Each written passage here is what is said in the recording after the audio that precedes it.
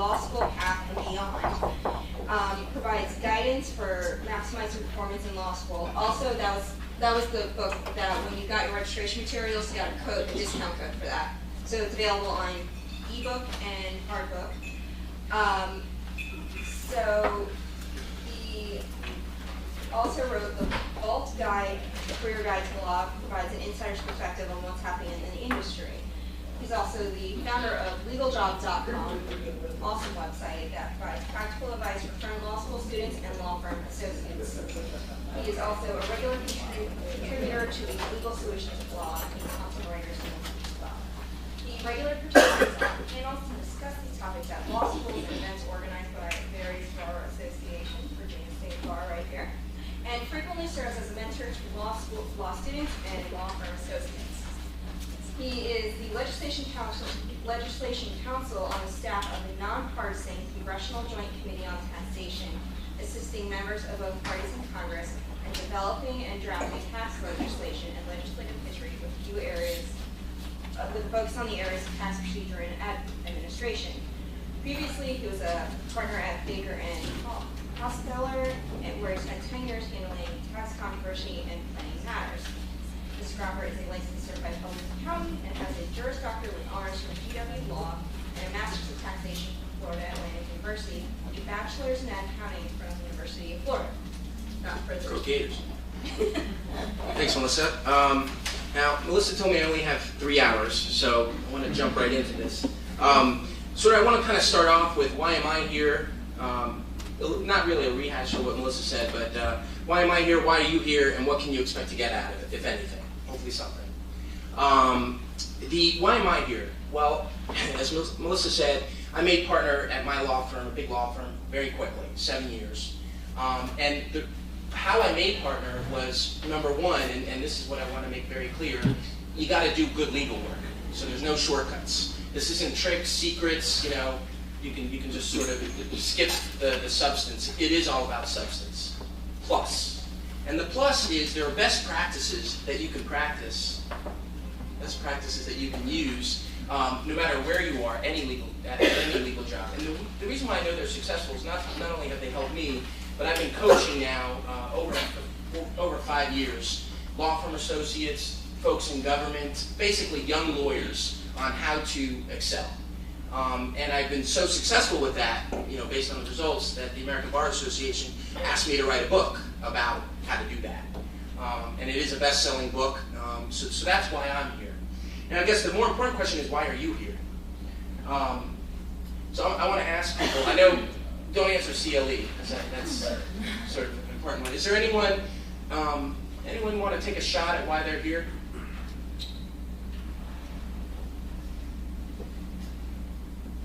Sarah, why are you here? Okay, well, I can't say CLE. Well, for one thing, any sort of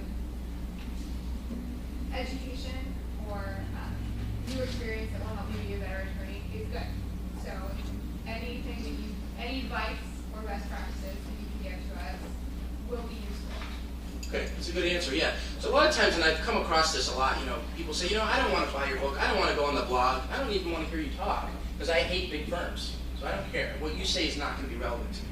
Or they'll say, I like big firms only for like 2 years, and then I'm out.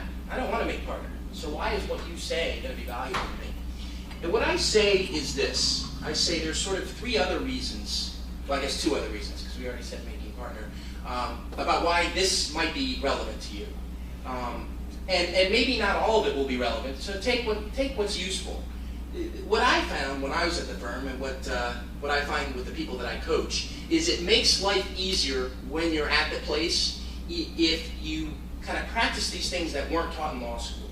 Law school's getting better about teaching you sort of the business side of law, right? The business bottom line consciousness, all the things they teach you in MBA school, they're getting better, but they're very slow, generally. And my law school did not do that.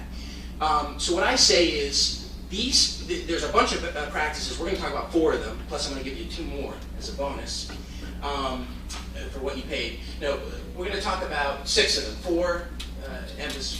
But these are things you can do to maximize your opportunities. I talked to a lot of people here. A couple people said they were at a firm, then they left. Think about the people that you may not be there for a long time, or you may be there for a long time, but you always want to maximize your opportunities. And when I meet with people, they say, you know what, I don't want to be here anymore. I don't want to be at the firm. What can I do? And I say, well, what's your relationship to the people that you work with? They say, well, I do okay. And I say, that's unfortunate, because you want that relationship to be perfect in the sense that that person is willing to recommend you, especially in this town, DC, Virginia, Maryland. And I found this in my life and also at the firm with lots of the people that I talk to. You want to go to government, you want to go to a local government, you want to go to federal government, you want to go to a company, you want to go to another law firm, a big firm, a small firm, a medium firm. Somebody at your place of employment knows something. You know LinkedIn, right? It works. It works if you have that strong connection with the first connection, right? With the person that you're working for, you do solid work, and that's why we're here, is you have this sort of rapport where you understand their communication preferences and you follow through. And we're going to talk about the 4 things. And there's like 10 things, but you have sort of more than just doing good substantive work. So when you're ready to make a change, it's not so awkward to say, hey, I like it here. I liked working for you, but I think I'm going to take it in a different direction because I found something that I may like more. Will you recommend it? And if you don't have that kind of relationship, I'm not saying you got to do the things I suggest, but you certainly got to do a little more than just good substantive work. So that's sort of that's a main reason. Now let's talk about, so there's common footfalls, trying to go it alone, and we've all done this. I mean, I still do some of this. Trying to go it alone without feedback, reinventing the wheel, and we're going to go through all this. They have the slides, right? Underestimating time it takes to complete a project, that's a big one. Difficulty overcoming intergenerational differences, that's a big one. And in fact, that's even something that I've had to, obviously I'm a young guy, but I'm not as young as I was. And so even with the people that I coach, there's a lot of things that are different than when I graduated. And I have to recognize that in order to be effective. And then waiting for evaluation time. In other words, not seeking feedback affirmatively. Here's the bottom line. I said a lot of words, and I talk fast, because I only have 3 hours. Here's the thing. If you get only one thing from today, it's you can make your life better even if all these bad things happen. If you have no work, you have the work you don't like, you work with difficult people, all these things, you still have much more in control than you think. And if you do these 4 things, one or all of these 4 things, which we'll go through in painstaking detail, you'll see what I'm talking about. I want to add a 5th and a 6th one, a personal note. 2 things, and I didn't talk about it here just because there's not a lot of time, but these are big things. You got to be flexible, and you got to follow through on your commitments, right? Those are really important things, and I'll give you a personal example. My wife delivered birth this morning at 8:41 with our 2nd kid, and she was really flexible and allowed me to come present today. A lot of wives would be like, are you kidding me? And so she was flexible, and she sort of didn't anticipate this, the baby was late, but she was flexible. And I followed through on my commitment, and I feel strongly about that. You're not going to always have a chance to follow through on your commitment, but that's one of the things. You say, look, I'm going to do this assignment, I'm going to get it to you Tuesday. You might not be able to get it to you Tuesday.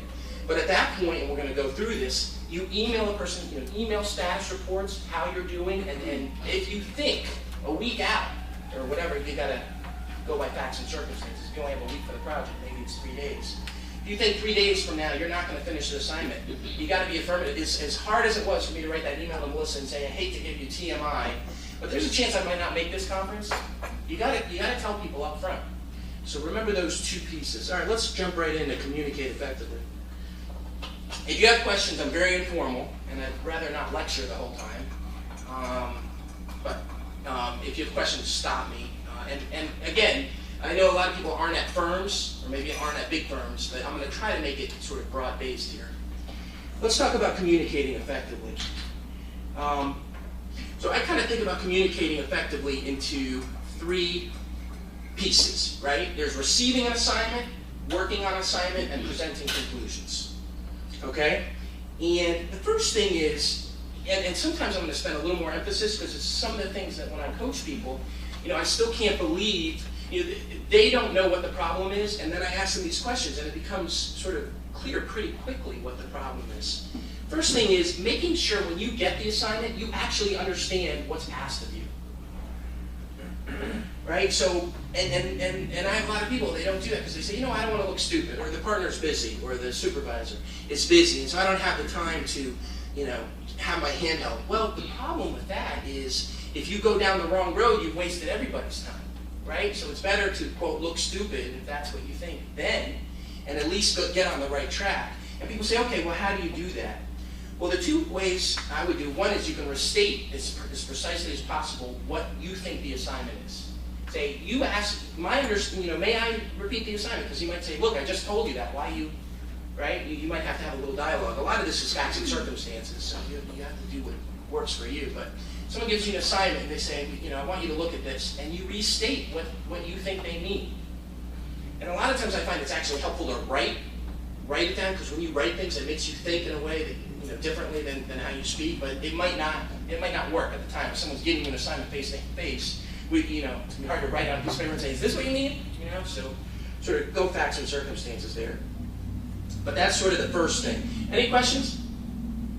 No? Okay. This is not a big interactive crowd. Okay.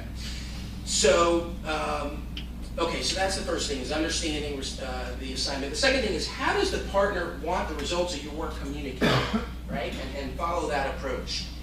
You know, I have so many people, so many times, it's like smart people, and they'll say, you know, I nailed it. I nailed that assignment, but I didn't get sort of good feedback, or I didn't get good reaction, or I don't really know what the problem is. Well, a lot of the problem, and I was a partner, you know, albeit a junior one, but a lot of the times is style is so important, right? It's partners and everybody, supervisors, are picky, right? They have preferences. They like the information communicated in a certain way. Some people might want a formal memo. Some people might just want an email. Some people might just want a telephone call. You have to ask these questions. How do they want the results of the work communicated? And then people say, and again, I get, well, I don't want to waste time and look stupid, this and that. Here's the thing, for a supervisor or a partner, this is really applicable for a partner. Some of their assistants have been there like 20, 30 years, right? They know that partner style. And so if you befriend the assistant and say, listen, you know, any tips for, you know, how the partner likes the memo, or you know, anything you can tell me about this partner style, maybe take them to coffee or bring them Starbucks. Actually, don't take them to coffee because they don't want to go to coffee with you. Give them the card, right? And say, listen, you know, I need help here. I want to make sure I'm doing the right thing, and you've worked with this person a long time. So that's that. And another sort of on the receiving the assignment point, do they have the outline? I don't know. The outline. Okay. You do? Okay, good. So on receiving, where is this receiving point? Receiving the assignment. Oh, this is another thing, right? Is how much time, and this of course is true at a law firm, but I think it's also true in government, and I found this the case. You know, at a law firm, everything is, the incentives are backwards, because the incentive is to take a long time to say something, kind of like I do. That's why I got partner. Take a long time to say something, and you know, get paid for not being efficient. Whereas at the government, it's sort of different. It's like, okay, you can take as long as you want, but then things are slow moving. Bless you. I think this is applicable anyway to the government, because again, that's that point. You might not always be in government, right? You might go to law firm, or you might go somewhere else, or you might stay in government. But why not be sort of as productive as you can? So the thought I have is, how much billable time does the partner expect the project to require? And this is a big one, especially for junior folks, and I've come across this a lot. It's thinking about whether to record your time, and I'll tell you how it affects government folks, but at the law firm, when you're trying to figure out the law, you have no idea what the law is, or just trying to understand the facts. A lot of clients don't want to pay for you to do that. So I get a lot of questions like, should I write down my time? And you know, just like everything else I say, I always have a asterisk, right? Because it is facts and circumstances. But my general philosophy is yes. Always write down everything, right? Because that's time you actually spent. Then you can have a discussion, and I would do it at the front end, and then maybe again at the back end. See, this is all about communicating, right? You can never over-communicate. Some people have a different opinion, so I respect them. But they're wrong. No. So the thing is you say, well, how, you know, I don't know anything about this area, right? So, and I think that's relevant, because if you don't kind of state that up front, now you've stated everything up front, so they're not going to be like, wait a minute, you didn't, you know, what is all this time spent understanding the law? Like, I didn't pay you, you know, that's not what you're here for. So think about that. Okay, so on the partner's timing, or the supervisor, this is very important, and this has happened to me when I was at the firm. They say, you know what, I need this by next Tuesday. You say, okay, see you later. But that's all you know, right? And that's not enough. Because you got to know why they need it. It's not saying, do you really? You know, I don't believe you, right? You know, again, style's important, tone's important. You got to be deferential, always deferential, obviously. Not obviously, but you should be. But saying, listen, you know, I want to make sure that I fulfill this project. I have other, you know, you'll have other projects. Knowing what their timing is important, because if they want it Tuesday because they're going to meet a client Wednesday, you know you don't have a window there. If they want it Tuesday just because they're like, I'm a partner, just get it done, you know, I don't need to tell you, then that's good to know. And the reason why is because, particularly at a firm, I know it's not so much true in government, but at a firm, you know, my general philosophy is not to ever say no to work, right?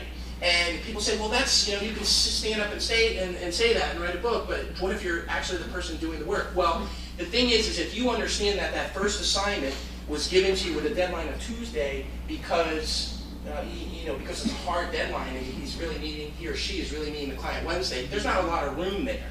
But if there isn't a hard deadline, that could be something that you could go back and say, again, communicating to all parties, and we'll get to that. I hate when people say we'll get to that, but you know, hey, I have this other project. I want to do this project for you. I want to tell you my other time constraints. And another thing is when you go back, and this is why status reports are so important, and I'll tell you about that. Status reports are important because when you go back, you can get a sense. Maybe the timing has changed. And the partner likely, or the supervisor, is not going to say, hey, my timing has changed. Take as long as you want on that. So that's why if you're in constant communication, hey, here's what I'm starting to worry. Here's what I'm doing. I want to make sure that, you know, am I on the right track? And then there could be a back and forth. So that's sort of receiving intent. Any questions on that? What's it? All right. So say that you have a situation where the partner is always coming to you with, oh, you need this by, I know it's either as soon as possible, or, you know, I need it absolutely immediately, and so they're the last person to come to you, and you have a mountain of other deadlines. And for me personally, this is something that I deal with regularly, where someone's looking at the last minute. How do I deal with that? How do I keep my reputation? Yeah, that's a good question. So, so let's deal with that in a couple parts. So the first thing I would say, and folks, this is, and I talk about this a lot on the blog, but it's about being firm, you know, substitute firm for wherever you work. I won't keep saying that, okay? But it's about being firm and client-centric, okay? And the firm is where you work, and the client could be the partner, or could be the end user. And the way you do that is you express, this is what I think is most effective, and has worked for lots of people, is you express everything in terms of how it will benefit the firm and the client. So it's not, hey, I'm swamped. I mean, I'm not sure I can get this to you, but thanks. You know, it's thank you for considering me to do. You know, thanks for having the confidence in me to do this work, and I like working with you. And don't, you know, if you don't like working with a person, I wouldn't say I like working with you. So again, you know, take what you want. But you know, I'm interested in the assignment. Try to find something you can say. And I want to work with you. I want to be upfront because I want to fulfill your commitments because I know they're important and I know you're important to the client. I have these other assignments, and you know, can I tell you about what else I have on my plate so I can figure out whether this is something that I can get done when you need it by, you know, and then you brainstorm with that. Now some people say, well, that's too much information. That partner's not going to care about another partner's assignment. That might be true, but you know, there's sort of two ends. You can't say, yes, give me the work, I'll figure it out. You can't do that, right? Because of the problem you suggested. And I don't ever suggest saying no because you want to be the yes person, right? There's going to be a time where you don't have work and you're going to want work, right? And particularly, and we talk about this, it's good to juggle, you know, have lots of assignments because when we talk about writing, which we're going to talk about, you know, I say the last draft of your memo is your first draft, right? And people have trouble with that. And the way you can do that is you put it aside when you're done. When you think it's done, you're ready to turn in, you put it aside and you work on the other project. But you need another project to work on. So I guess it's just like anything else. I would be upfront, I would be deferential, but I would explain that you do have other time commitments and you want to make this work. And I would. One thing too to be careful is you don't want to dump on the partner. I got this on Monday, that on Tuesday, that on Wednesday, right? So slow play it. You know, I want to work with you. I like working there. I like the project. I do have these other assignments. I want to figure out the best way, to get it all done. And then you can kind of follow his or her lead. That's a thing that associates, I find, don't do a lot, is following the lead. You can draw somebody out pretty, although I can't draw you guys out, but you can draw someone out pretty easily by just listening. Stating your blurb there and then waiting. And don't be afraid of silence, although I am. But no, let it come, don't rush it. Does that help? And again, this is all facts and circumstances, but that was a good question. So that's receiving, working on the assignment. This sort of, it's more of the same. The preferred method and time of contact. Some supervisors don't mind if you do drop-bys. I was someone who didn't mind, but some do, right? So you want to get the right tone and the right formality. Some folks really like formality, and if they do, why not give that to them, right? These things don't cost much. It's just a sort of a way of thinking. Let's see, what else would I say? Another thing is, and this is again being client and supervisor centric, right? Does the person have a particular time where they like to, are they a morning person, an afternoon person, a lunch person? Is there a particular time, and this is where an assistant comes in, where they're okay with you coming in to talk about projects? You don't want to go in the morning if that's their time to, call clients or something like that. And maybe it's a little awkward to say to the partner, hey, when can I come by? Maybe that's just too green. But the assistant would be sort of a logical person for that. And then how does the partner prefer you follow up? And if you don't get anything out of this, I like saying that because it's like, okay, I got one little piece. Status reports when you have nothing to say, right? Now you got to be careful about it because you don't want to say, if you're given an assignment for next week, you don't want to, after Monday, say, I haven't done anything. Just doing a status report. But what I say is here, I'm still working and I expect to have something for you tomorrow or next week. If you're given, and this is facts and circumstances, but you're given something on a Friday, I think it's reasonable and advisable on a Tuesday or Wednesday, right, to check in with that person, even if you don't have much to say.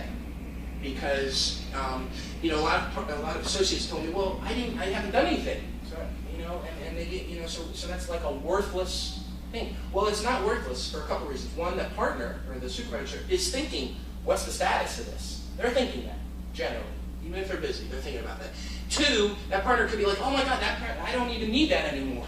I don't even need that. So you're working, you're in Melissa's case where you're turning down work maybe, and they don't even need that anymore. And you don't find out until after you stayed up all night Thursday night, finishing the project. So it's good to kind of keep going, getting over the uncomfortableness of communication. Again, you got to be respectful. You don't want to email 3 times with I have nothing. Let me see if I missed something here before we get to presenting the conclusions. This is important about email. I have a lot of questions about this. Email is really difficult, right? Because you can't read tone on email. Or you can, but it's maybe not as intended. So I think, I guess what I would say is 2 things. Try not to communicate as much, on email if you're dealing with a supervisor, right? Now that's easy to say, right? Because it's like you're busy, you're not going to call them every second or go to them, But I guess I would say minimize the emails, because even something as trivial as I'm still working on this project could sound like I'm still working on this project. It's like you can't know how the other person's going to take your email. So if you can call or stop by, again, you'll learn the preferences of the person. That's important. But the second thing is, look for emotional words in email. Like if your email could be read where it's all factual, that's kind of a good thing. But if you try to stick emotions into it, or good, bad, or just charged words, and you can tell, you can get good at this if you're sensitive to it. I know it sounds like silly little nits, as we used to call them. We still call them, but these nits make you partner or make you supervisor. So anyway, so that's the thought about email. And also, I'll just give you, just because this is relevant, someone here was looking for a job, I forgot, but this is always about going the extra mile. This isn't even related to law, but they don't teach you in law school, so that's why I could write a book about it. Thank you notes. People are like, oh, let me just email the person a thank you note. I need 3 people. Well, everyone does that. How are you going to be different? The way you can be different is you write them a letter, right? Type them a letter. That's different. Is it going to get you the job? I don't know, but it's going to make you stand out, right? So you can use that approach when getting a job, when excelling at the current job. What would everyone else do? And then is there something else I could do that's different, that doesn't take too much effort, right? Because you still have to get your work done. But anyway, okay, so let's do presenting the conclusions. And presenting the conclusions. Okay. So this is, again, thinking about NITs. You write a memo, and I've had this happen where I was the person that was on the wrong end of this, and you submit it, and you put that you're the author of the memo. Well, the partner or the supervisor might want to be the author of the memo. I know it's so stupid, but people get insulted about that. So you got to think about who is this going to, who's the firm, who else, and this is a big one, particularly in the government. So here's a government piece.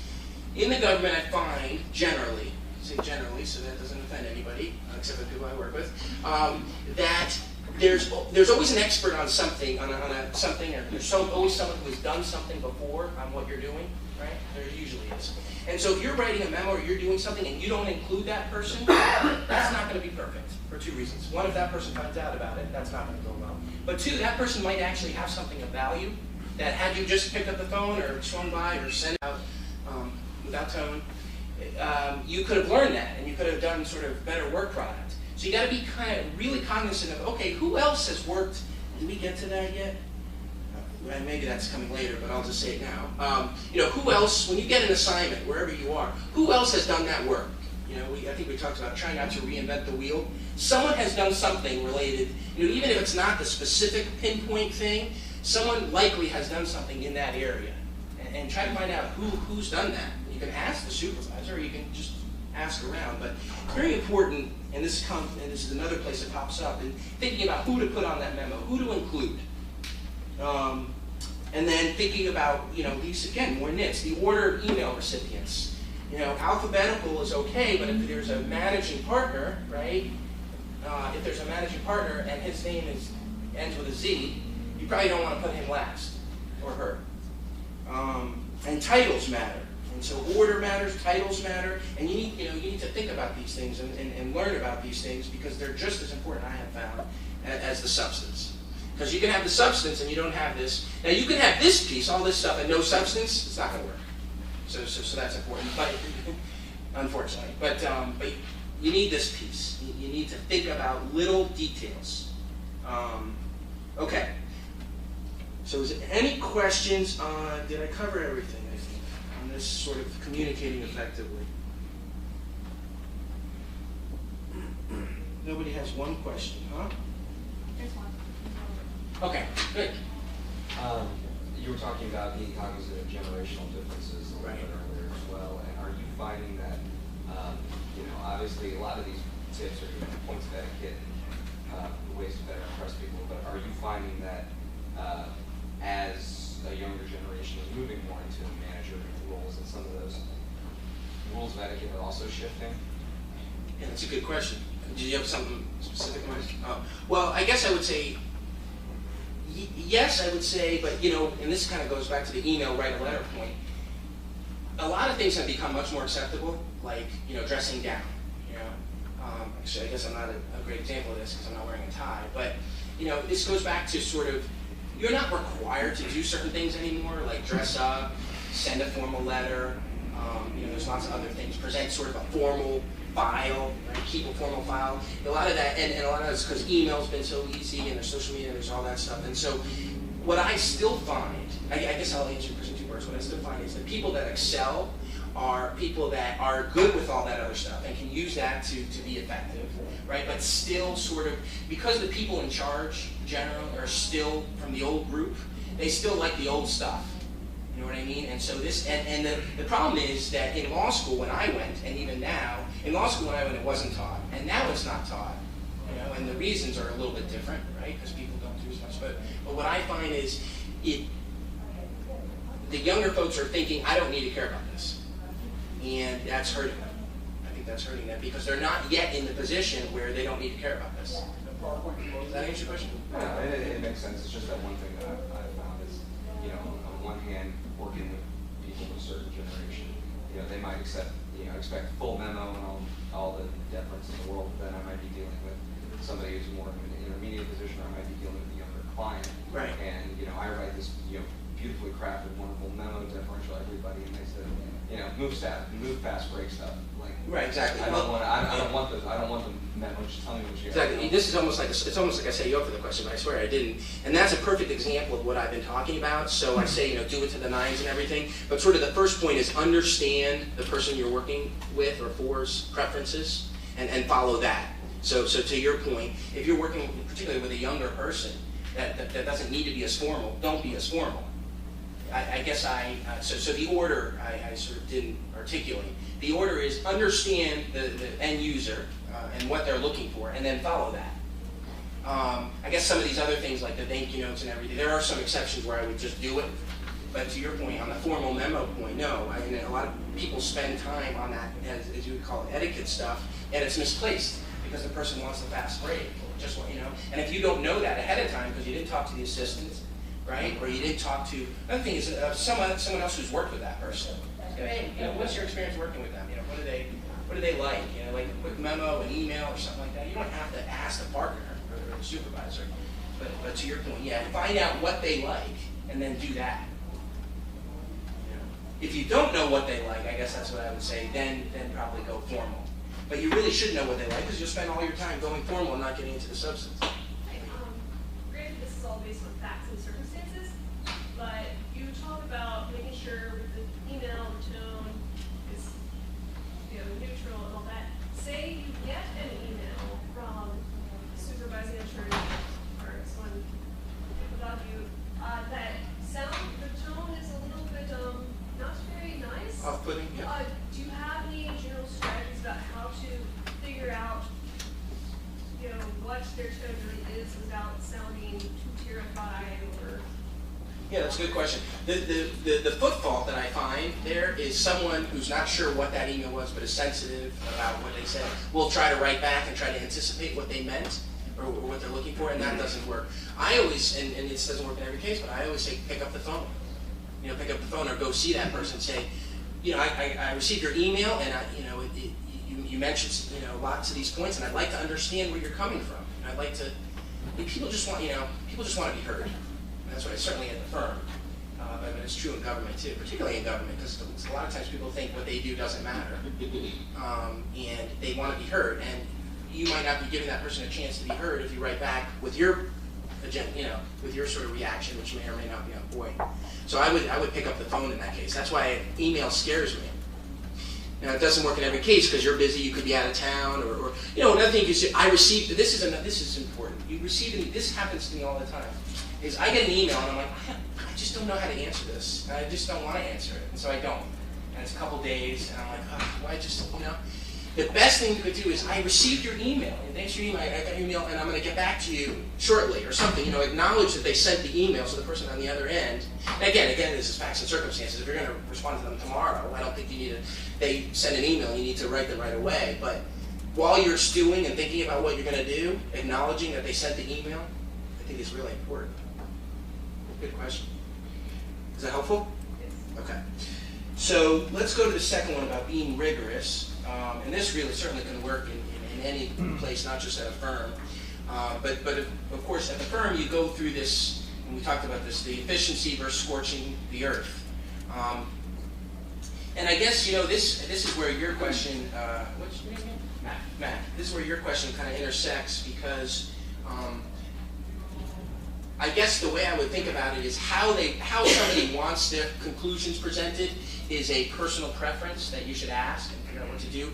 But when I think about research and writing, I kind of feel like that's where I would go to the nines, you know? And because someone could say, well, I don't need you to go to the nines. I need, you know, and this is where people will disagree with me, especially at a firm. They'll say, the person said I didn't need you to go to the nines, you went to the nines, and now I'm not going to bill your work. But again, this is, I think, what makes you that top person, that top performer, is you're willing to go to the nines, right? And you have to figure out how to do it and balance your other stuff. But the two ways I see that, two of the most obvious ways, is research and writing. You know, with research, there's a lot going, when you get a legal issue, there's so much going on. There's sort of understanding that issue, and then there's thinking about kind of the atmospherics at the time. What was happening in Congress, when that law was passed, what was happening in the executive branch, what do law review people say about it. You could really spend a lot of time sort of getting to the bottom of it. And now you law firm folks will say, well, I just don't have the time to do it. That's easy for you to say. And yeah, it is easy for me to say, because what I say is, if you want to sort of, going back to the first slide, you may not want to make partner because you're like, this already, I'm done listening to this speech. But you want to get to the point where someone's going to recommend you.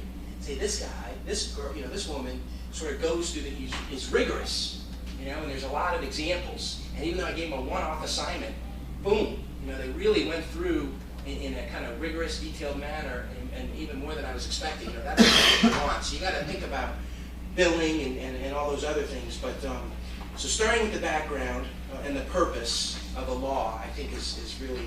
And again, you're not going to always be able to do this, so it's easy for me to come and say this every project try to do this. This is aspirational, right?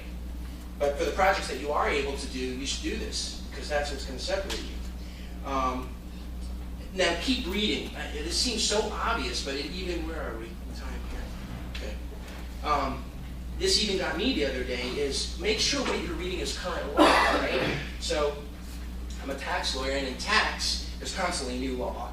And then there's regs, right? Regulations, and there's statute, and there's proposed regs. And I was reading a book, and I said, here's the rule. And the book on the front said 2013. And I knew that the law changed in 2012. So I'm like, fine, this is the book for me. Well, guess what? The thing that I was looking for wasn't in there. And I found out another way. And the reason why is because even though it said 2013 on the front, it was published in 2012. I know it's just kind of a silly example, but it's the point that you want the current law, particularly in a law that's regulatory, that's always changing. So keep reading is the idea there. Let's see, before we get to writing. Oh, well, this is just going back to the different philosophies. My philosophy as someone who made partner quickly is do the work and worry about the credit after. But, that might not be feasible for a lot of you, or in any particular situation. In the government, I think it's feasible, although you get a lot of work, so it's not so much, it's load versus thinking about billable hours. But I say do the work and figure out how it's going to be. But when you do, and if you do that approach, you don't just do it and say, oh, forget it. I'll tell the partner later or the supervisor that I did all this work, and they should love me for it because some guy at a speech told me I should do that. Again, this is going back to your point, Matt. Understanding. So this is where I'm talking out of both sides of my mouth, which is perfect. But understanding what the partner's preference, what the supervisor's preference, helps you kind of think through that. They say, look, I just want a one-off. Well, then you think through whether you're going to do that. Now, that's inconsistent with what I said, which is always do all the work. I still believe that, but at least you can decide how you want to do it. Information is helpful. Get information, and then make the decision. Does that make sense? All right. Okay. So writing, this writing thing, and this happens so many times, and still with people that I coach, your reasoning is much more important generally than the conclusion. I mean, people have told you that. They say that in law school. It's funny, they say that in law school, but then that's all. Then that's it. They say that, and you're like, okay, and then you have essay exams where your conclusion seems to matter. But reasoning is more because you could be wrong on reasoning, but if you're thoughtful, that's going to be valuable to the client. It's not so much you have to get the answer right. A lot of times there is no right answer. And so how do you get that? How do you get sort of good reasoning? And the way there's sort of things here that I say. One is start with a baby case. This is always helpful. Is that whatever legal issue you're researching, you first have to be able to explain the generic black letter law of the baby case that you're doing. Again, even if the person doesn't want to hear that, you need to understand that so you can explain it either verbally or in a memo. And then kind of figure out where your facts change and where the law changes that differentiates from the baby case. This final draft thing really worked like a charm for me. Is that a lot of times you're writing, and you're like, I'm just done. I don't even want to see this anymore. And this is what I tell people, and it works, is that draft, when you're done, you're like, I'm done. That's your first draft. And then the way you can juggle this, going back to Melissa's point, is that's why it's helpful to have something else on your plate, so you can sort of put that aside. And you might not always have that luxury, but if you do, it's worthwhile. And this is another thing, is, asking another person's opinion, particularly, collaborative is, everyone will always offer you an opinion. Now, someone might not say, oh yeah, let me read your memo, I got nothing better to do. I don't have any work, or, it might not be that, but you could say to a colleague, preferably someone that's above you, but it could even be a lateral, is, hey, I've been working on this, can I get your thoughts on this? Here's sort of what I'm thinking. And I did this a lot when I was at the firm, is, here's the legal issue, here's what I'm thinking, does this sound right to you? How would you approach it? Something like that, where you can get another person's thoughts and kind of confirm that you're on the right track before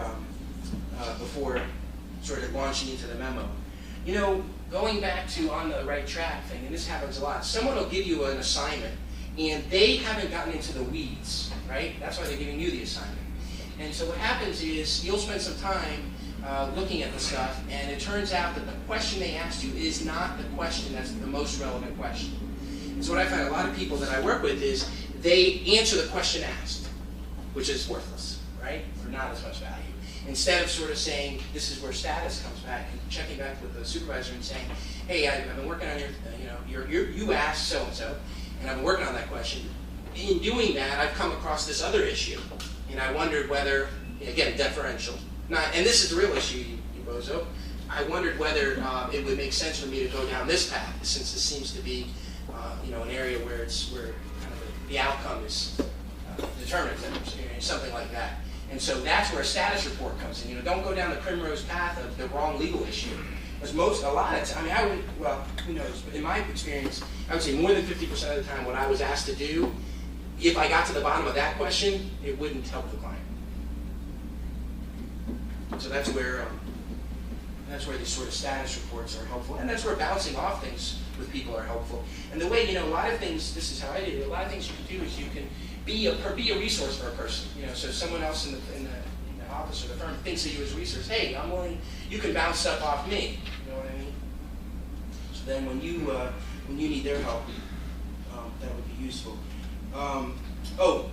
So repetition is really important, as you can see from my speech. What I say is where is it? Did I say it there? Yeah. Repetition, what I say is you say something, right? In sort of a summary format, like what are you going to say? Summarize it.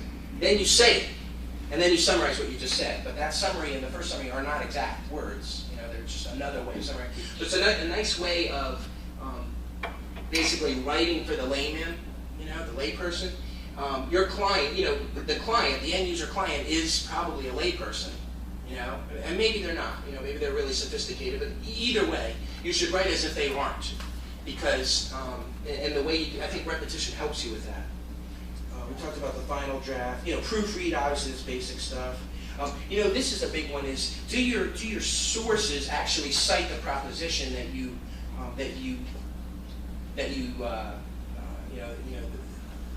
in other words, your sources could be relevant to the legal issue, but if they don't back up your argument, you got to wonder, are they important to put in there? And if they are important to put in there, am I putting them in there and putting too much weight on them? This is what I find a lot. It's like someone says, oh, here's the conclusion, and they'll list these cases, and they're interesting cases, but they don't exactly support the conclusion. They just happen to deal with related legal issues, maybe even the same legal issue, but they don't support the proposition cited. That's the biggest one. That and the repetition and not sort of writing, not writing like a business memo, right? A business memo where you sort of say what you're going to say up front, so someone doesn't, Matt, like Matt's boss, or doesn't have to read the whole memo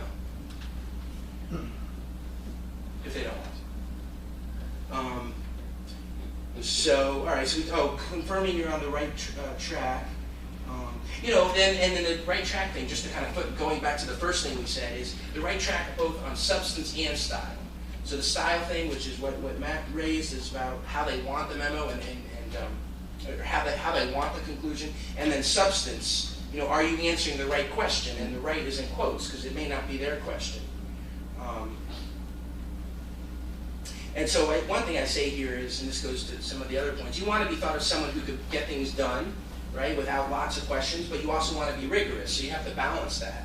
So you don't want to always ask, the person you're working with 15 questions, right? But on the other hand, you want to get it right. So that's where an assistant comes in, another colleague, and some questions to the person. It's facts and circumstances. But I still think overall, on balance, it pays to sort of know what you're doing Because you know what it demonstrates? It demonstrates that you're thoughtful. And if you're not comfortable doing that, you say, I know I ask a lot of questions. You know, I ask a lot of questions that I don't know. I don't know if I would apologize for it, but I know you're time sensitive, so I want to be mindful and respectful of your time. You know, I want to make sure I get this right. Okay, so that's that. Okay, this is a really important one. Okay, managing workload, and we talked about this a little with Melissa's question. Deadlines can change. You know, keep a full plate. Let me see if there's something that I want to. Oh, you know, the key is to overestimate your timing, and nobody does this, right? And then sometimes you have the problem where you say, you know, you'll fill up the time however long you give yourself, but people just generally underestimate the time it completes. What I suggest is, if someone gives you an assignment which you don't know anything about, which is generally the case, you take a look at it first and say, yeah, I'd like to work with you, and I'm going to, you know, but before I can, you know, you could say, what's your general timing? You know, and maybe they don't have one, or maybe it's loose, or maybe they have a specific timing. But I think you need to do a little work before you can promise somebody, yes, I'll have it to you by that day, right? So someone says, well, I need it by next Tuesday. Can you do it? And you don't know anything about it, but you want to please the person. You say, yep, I can do it. What I would say is, you know, I'm going to make every effort. I'd like to understand, you know, I don't know the law. You know, I want to get into it a bit. I want to dig into it so I can give you a more fulsome answer. But I expect to, you know, to meet your deadline. But I really want to get into it to make sure I'm understanding exactly what's out there. You know what I mean? So I guess you have to massage it a little bit, because you don't want to say, I don't know if I can meet your deadline. Right? You don't want to say that, but just to say, yep, I can do it. I think even you could say, okay, you know, it's not even your committee. Okay, yeah, I'm gonna work towards that. And would it be okay if I dig into this a little bit and then get back to you with my preliminary findings, right? Because you might look into something and then it's at that point where you find out, hey, this question's not even the right question. I'm never gonna be able to finish this by Friday because that's not the right question. Or two, you know, there's a lot of things you could find out. And when you get back to that person, that could be a lot, you know, an opportunity to say, okay, go down this other path, or hey, we don't even need you to do this. Okay, does that make sense? So, oh, and then this is to communicate potential timing delays. You know, and I find this too is you know, young folks are kind of a little bit reticent to say, oh my God, you know, there is a chance I might not make this, but I'm not going to bother the person with, I might not make it, because that's a useless email. Well, and there we go again about emails. I'm not so sure it's useless because, you know, if there's a chance you might not make it, I would say if there's, again, it's facts and circumstances, but I think the sooner you tell someone who's expecting something that you may not make it, and it, you know, it has to be about, you can say, you know, I've been out drinking so much this week, I just haven't had a chance to focus. So I hope you understand and appreciate the advance notice. You know, say I have lots of assignments, or even better, which sort of really works is I'm really getting to the bottom of this. I've made these. You know, here's what I have done. Here's my sense. Here's what I have done. Here's what I've been able to do, and I feel like I'm on the right track, or I'm getting there. But I think I may need more time. But I understand you had said, you know, by Tuesday. Is that something that's possible, or should I work towards the original deadline? I mean, I would say that. I don't think that's wishy-washy. And, you know, again, with the person who's asked you the project, it's not so important that you give them a piece of paper. You know, it's important that you get you give them either the answer or the analysis, you know, the reasoning that's going to help them or the client. And you can't do that if you're on the wrong track. You know what I mean? Okay. I hope that makes sense. It does sound like I'm talking out of both sides of my mouth, but there's a way you can piece it together. And again, it is facts and circumstances. Okay, so this is, I think, oh, and follow through, right? You know, if you say you're going to do something, right, try to get that done. So I'm not advocating, hey, it's okay, you don't have to get it done, just email them and say you're not going to be able to, right? It's not that. It's, in the first instance, get it done when you say you're going to. You say you're going to speak, your wife has a baby, you come speak, right? But if you can't do that, then that's where the advance notice comes in. So follow through is very important. And by the way, you know, a lot of people, this goes to a couple of people I think are looking for jobs or will be soon, or maybe will leave the firm after hearing this speech. But when you think about, well, I don't know if that person would recommend me, and what would that person even say? This is where I would like keep a list of your, not only like the assignments you did, but how you contributed to the bottom line. How are you relevant to the big picture? It's not just that you wrote a memo on some issue. It's you wrote a memo that could have allowed a client to do this big transaction. Where were you involved in the big picture?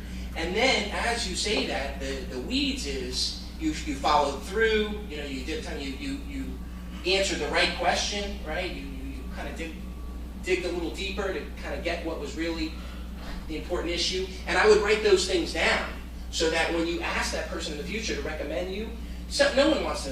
A lot of people are like, I like you, but I don't have the time to write you a letter. You say, well, I know the ask is, hey, would you recommend me? And I'm happy to if you're willing, right? If you're willing, you can't be too aggressive, although I'm always in favor of being aggressive. But if you're willing, I'm happy to write the first draft. If you'd be willing to write me a recommendation. I know that you're time sensitive and you have a lot going on, but your recommendation would mean a lot to me. And then you write the recommendation letter. And when you think about that, you want to write, not that you're a good guy, but you follow through, you communicate time, you do all this stuff because people care about that. Okay. This is probably, I know I've said, if you get one thing, this is the thing. If you weren't paying attention at all, this is the most important slide. Seeking feedback, right? And this is particularly relevant at any firm, because what happens is feedback is not given enough, and when it is given, it's not taken well. And when it is taken well, the person doesn't do the next step of saying, oh, let me make sure I understand sort of exactly what the feedback is, and what's your recommendation of how to fix it, right? So here's sort of the first point, and this worked for me. So I'm a tax guy, and the people that I worked with, the tax lawyers, were really smart on the substance, but they really weren't sponsors. They were mentors. They could teach me about the code, about the regs, and about all this minutia, but they weren't players at the firm. They were tax guys. So, so what I say is that you may need to seek two people at your job, right? And a sponsor, what's generally good, is someone you have something in common with that may have nothing to do with exactly what you're doing. If you're from the same place, you like the same hometown, same undergrad, same background, same hobby, something.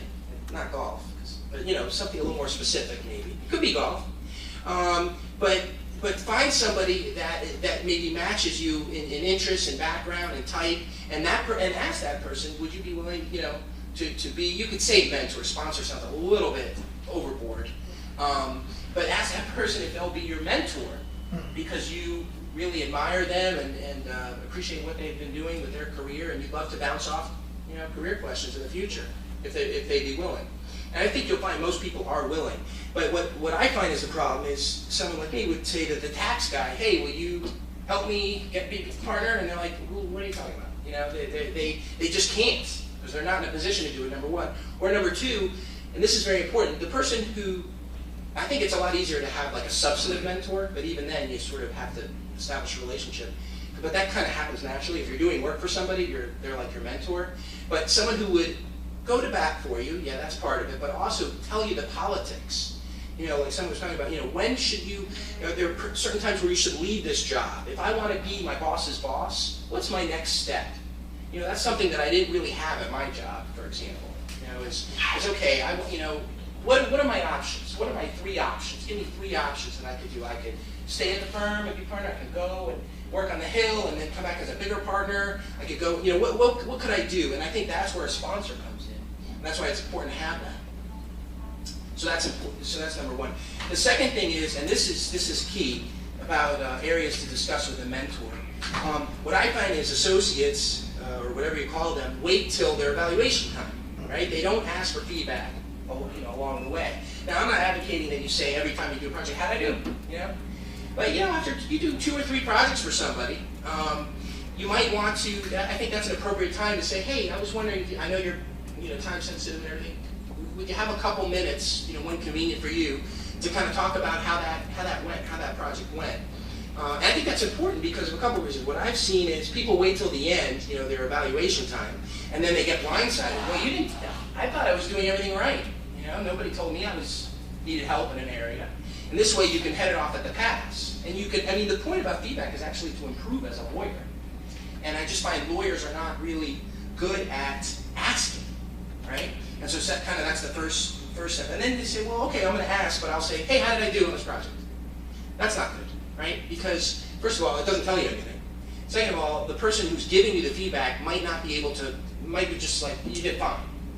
What you want to do, the firm or the government, or whatever it is, I guess the government, it depends, but certainly the firm has a sheet, an evaluation sheet that you're graded, that you're evaluated on, that you have metrics about all these things that you should be doing, right? And so I would ask this, if you did a writing assignment for that person, I would get a couple questions from that sheet and say, how was I in whatever the thing says on the sheet about writing? Not just how's my writing, but how was I in addressing, I know the firm or the place that, this legal job cares about these requirements. How did I do in this area?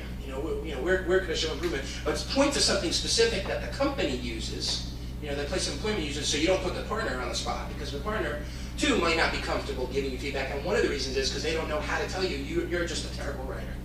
They're not going to tell you that. But if there's like 3 things, you can say, oh, I'm not concise, I'm not, whatever the issue is, at least you can point to something. And so that's a piece. And then this is the second piece that's so important is, okay, first of all, just like the assignment, let me make sure I understand what what your criticism, what your comment is. Try to take the charge out of it, but what you're telling me.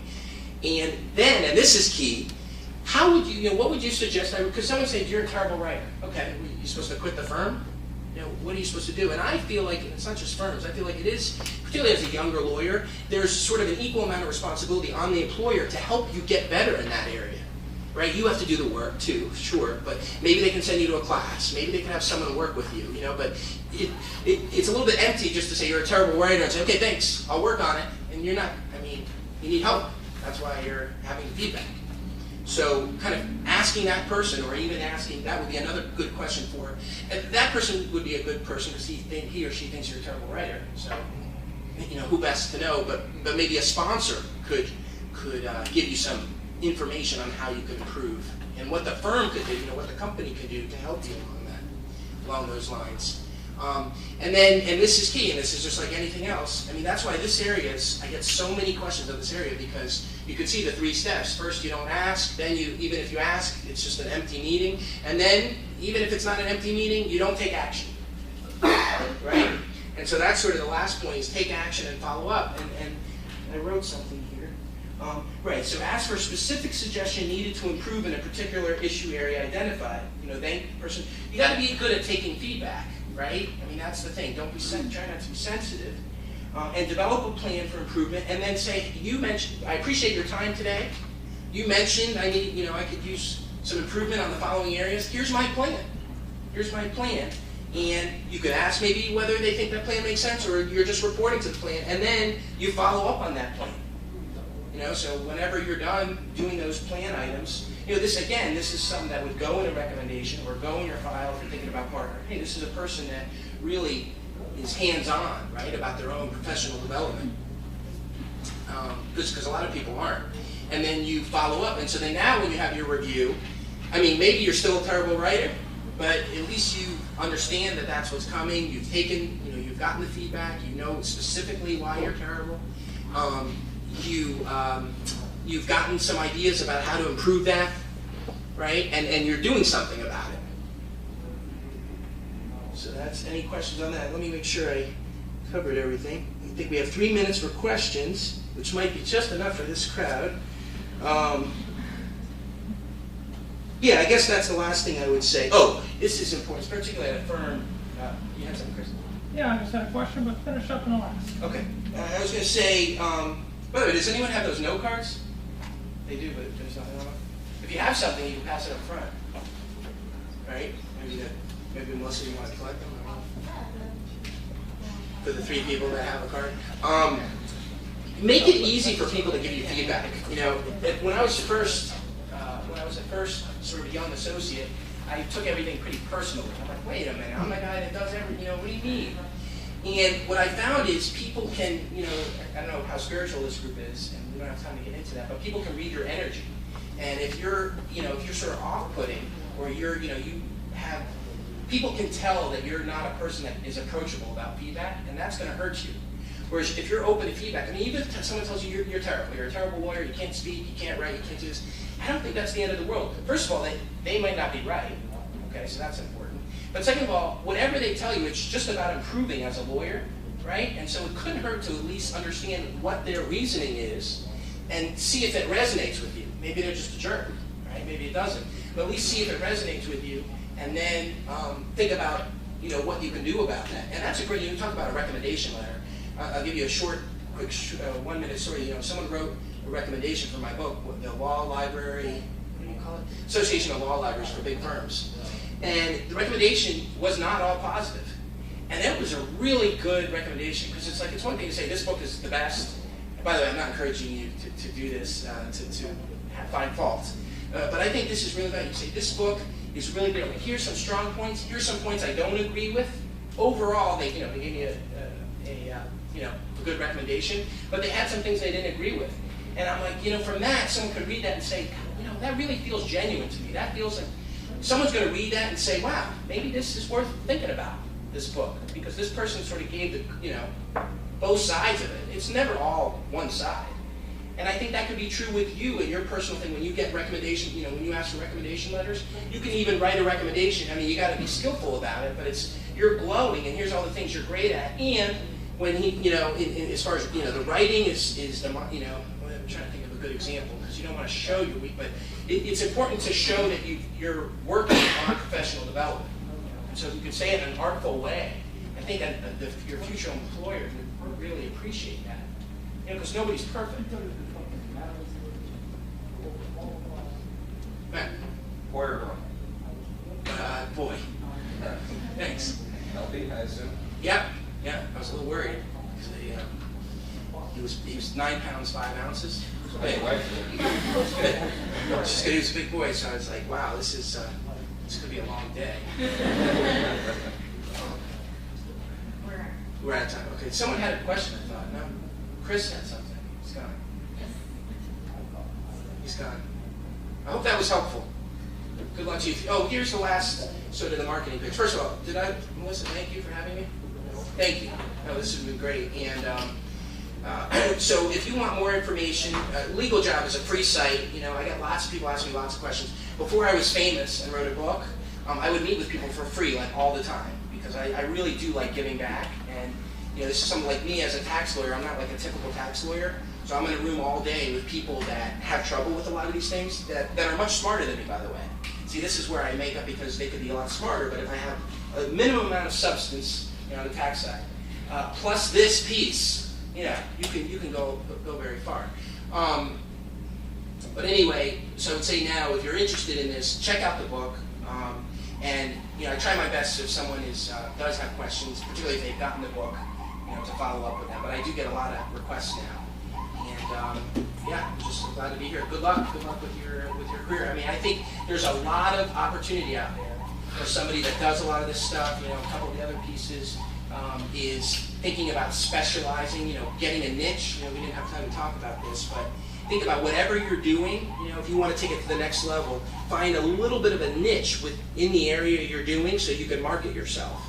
Right? Always think about marketing yourself, and I think that's a big thing. A lot of these pieces. This is really all comes down to like sales, marketing, all that piece is really not taught in law school. And if you have that piece along with the substance, plus the sensitivity, the awareness of all these little silly etiquette stuff, I think you'll do well. And I know you'll do well, because I did well, and my wife always says, well, you're just one person. That's what she used to say when we first started down this path. But now, and there's literally been hundreds of people that have done well because of the things that I've said. And I'm not the only one out there. There's lots of people out there. But there is a little bit of a science to this. It's not just doing good work.